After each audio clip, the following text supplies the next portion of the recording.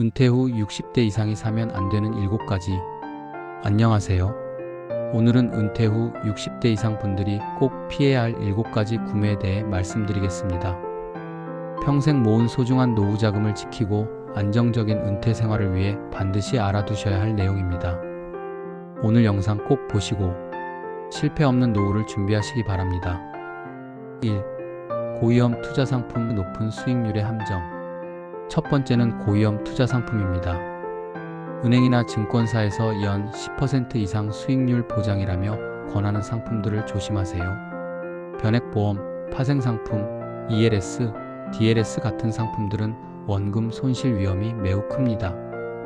60대 이후에는 시간이 우리 편이 아닙니다. 20, 30대라면 손실이 나도 시간을 두고 회복할 수 있지만 은퇴 후에는 그럴 여유가 없습니다. 한 번의 큰 손실이 평생의 노후 자금을 날려버릴 수 있어요. 실제로 작년에 한 고객님이 3억 원을 ELS에 투자했다가 1억 5천만 원을 잃으신 사례가 있었습니다. 안전하다는 말만 믿고 투자했다가 노후 자금의 절반을 잃어버린 거죠. 은퇴 후에는 수익률보다 안정성이 우선입니다.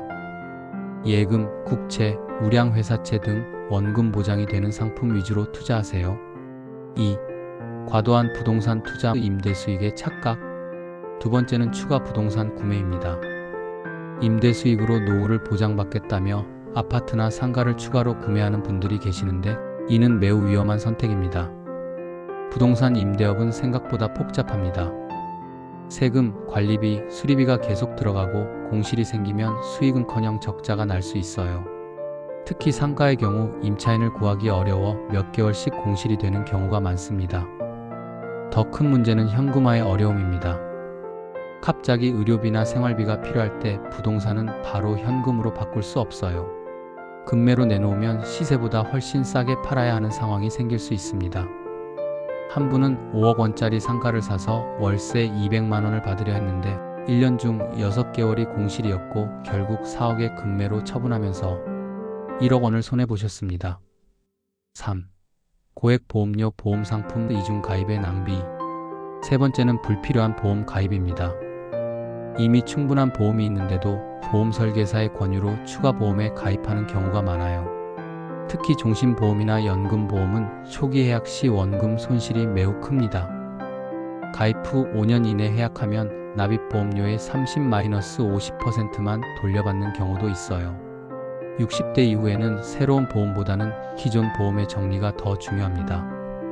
자녀들이 독립한 후에는 고액의 사망보험금이 필요 없고 오히려 의료실비 보험이나 간병보험 등 실용적인 보장이 더 유용합니다.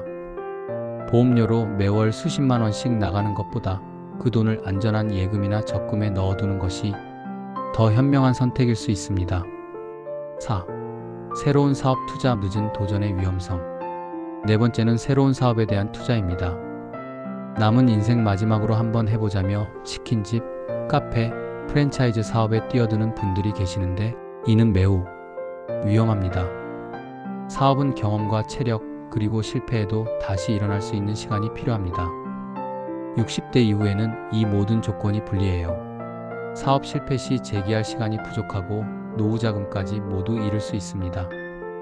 실제로 한 고객님은 은퇴금 2억 원으로 프랜차이즈 치킨집을 시작했다가 코로나19로 인해 1년 만에 문을 닫으면서 투자금을 모두 잃으셨습니다. 지금은 다시 일자리를 찾아야 하는 상황이 되었어요. 은퇴 후에는 새로운 도전보다는 안정적인 소득 확보가 우선입니다. 5. 고가의 자동차 과시보다 실용을. 다섯 번째는 고가의 자동차 구매입니다. 평생 고생했으니 좋은 차 한 대 정도는 이라는 생각으로 수입차나 고급차를 구매하시는 분들이 계세요. 하지만 자동차는 구매 즉시 가치가 떨어지는 소모품입니다. 3천만 원짜리 차를 사면 1년 후에는 2천만 원도 안 되고 유지 비용도 만만치 않아요. 보험료, 세금, 수리비 등으로 연간 수백만 원이 추가로 들어갑니다. 은퇴 후에는 차를 탈 일도 많지 않은데 고정 비용만 계속 나가게 됩니다.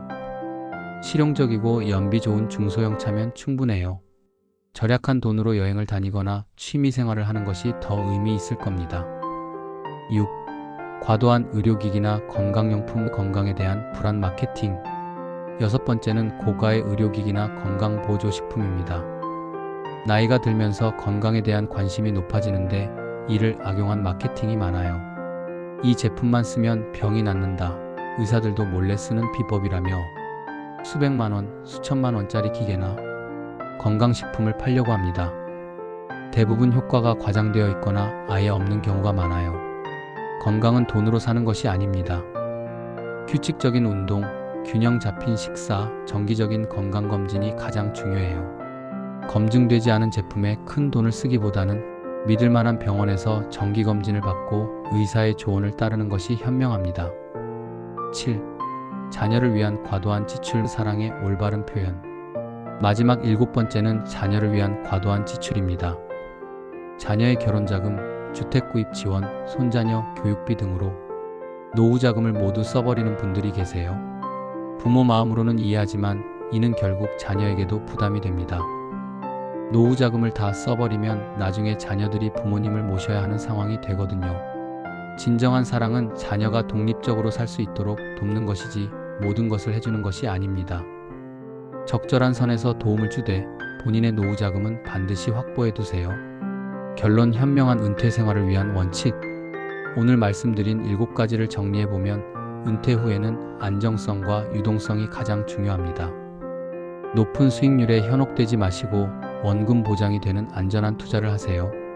그리고 충동 구매를 피하고 모든 지출에 대해 정말 필요한가?를 한 번 더 생각해 보세요. 평생 모은 소중한 자산을 지켜서 품위 있고 안정적인 노후 생활을 보내시길 바랍니다. 감사합니다.